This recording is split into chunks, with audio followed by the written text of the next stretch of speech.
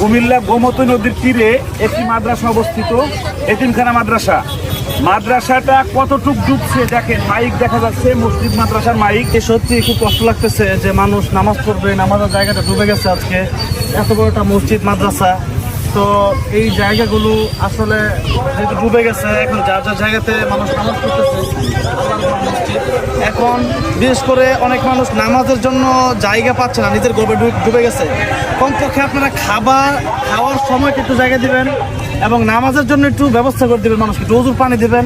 এখানে উজু করার ব্যবস্থা নাই, কলগুলো ডুবে গেছে এখানে মসজিদের ভিতরে। হাজার হাজার মানুষ রাস্তায় এসে অবস্থান করতেছে, এই যে ছেড়ে এসে রাস্তায় অবস্থান করতেছে। আপনারা যে যেখানে আছে, যার যেরকম মনে হয় সবাই সহযোগিতায় ঝাঁপাই পড়ুন। আর আমাদের কাছে উদ্ধার করার জন্য অনেক চাহিদা আছে, স্পিড বোট চাচ্ছি। যদি কারো কাছে স্পিড বোট থাকে তাহলে একটু আমার আর তার শিল্পে নক করলে, রাহেন নক করলে ভালো হবে।